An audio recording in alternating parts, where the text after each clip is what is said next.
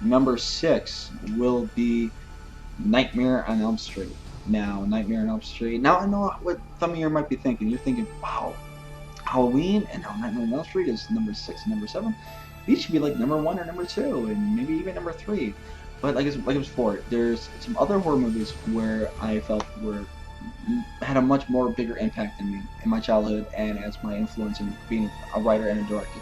But don't get me wrong, I love Nightmare on Elm Street. I think it's a great movie. Nightmare on Elm Street came out in 1984. This was written and directed by Wes Craven, and this was produced by Bob Shea or Robert Shea. Bob Shea did found New Line Cinema, I believe, in the late 70s, where it was just a distribution company. It didn't do much with filmmaking or producing. It just took in films and tried to throw them out in theaters the best they could. Very cheap. They didn't have much money. Actually, if anything, they didn't have much money at all. Wes Craven just got done shooting Swamp Thing, which I believe came out in 1980. And right after Swamp Thing wrapped, Wes Craven devoted a couple of years to Nightmare on Elm Street. Nightmare on Elm Street was something that he thought of as a child. He was looking outside a bedroom window. I believe he was at the age of maybe 5 or 6 years old, and he was looking outside, and there was a very strange looking man, had a really gritty face look on him, just very creepy looking, and it freaked the hell out of Wes Craven. He said it many times in interviews, but he said as a little kid he was scared so much that was the influence of Freddy. So pretty much whoever this old guy was, you were pretty much the motivation for Freddy Krueger. So whoever you are, if you're still alive, hey man, thanks. But anyway, so Wes Craven, and after Swamp Thing wrapped, he wrote and tried to produce Nightmare on Elm Street, but everyone in Hollywood, every top executive you could think of, from Warner Brothers to Universal, to et cetera, turned it down. Even Sean Cunningham, who directed and produced the very first Friday the 13th, even said that, it just doesn't appear to be scary. Dreams are not scary. I mean, real life is scary. Even a zombie or a slasher that's going to come break into your home or your cabin or what have you, your building, that's scary because they're alive. If you're in a dream, the dreams aren't real. You just wake up. So, I mean, if you really think about it, you can see why it's not scary, and the idea of it. But the fact that what happens in the dream happens in real life, so you bring it with you, that's scary. That's creepy. So, eventually, Wes Craven met up with Bob Shea, and they formed a partnership on it. Bob Shea loved the idea. He's probably the only guy in Hollywood that loved the idea. So together they were able to get the money. A lot of this money came from bank loans and credit cards. This is before crowdfunding, before Kickstarter and so forth. So I mean, they really scraped and tried to get some money for these movies. So they raised the cash for Nightmare on Elm Street.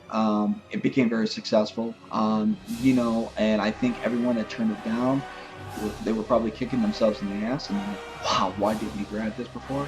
Also, Freddie did build the house that is now known as New Line Cinema. And they literally call it, this is the house that Freddie built.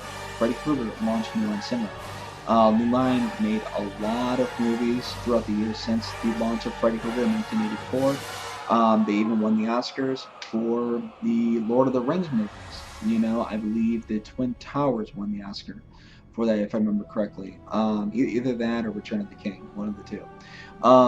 One for Best Picture. So, New Line Cinema did very well for themselves, and this all happened with Freddy Krueger.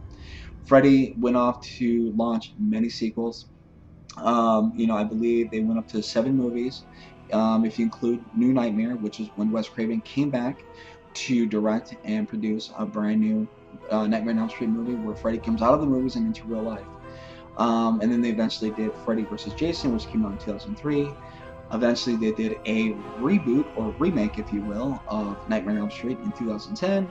Um, Leave that to your own opinion, how much you liked it. I personally didn't think it was that bad, but I mean, it wasn't the greatest thing in the world.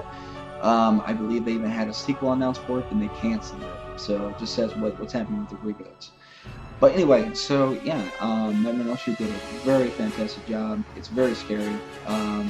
Freddy got a little campy, a little comedic throughout the years.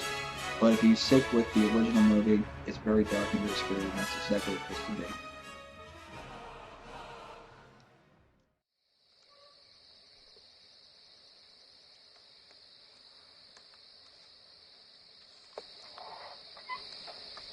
Somebody there? Tina.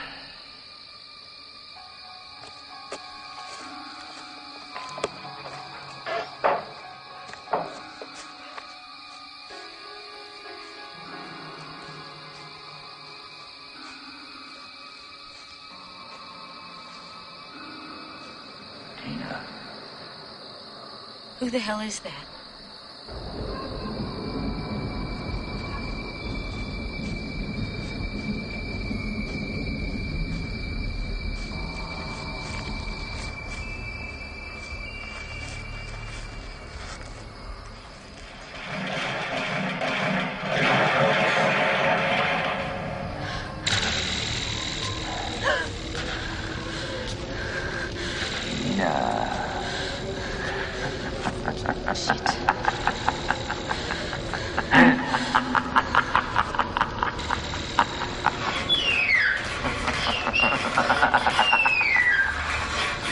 Please, God.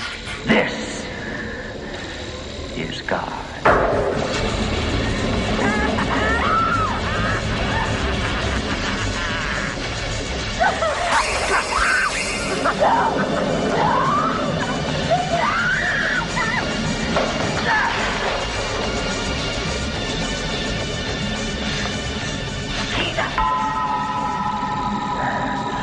Watch this.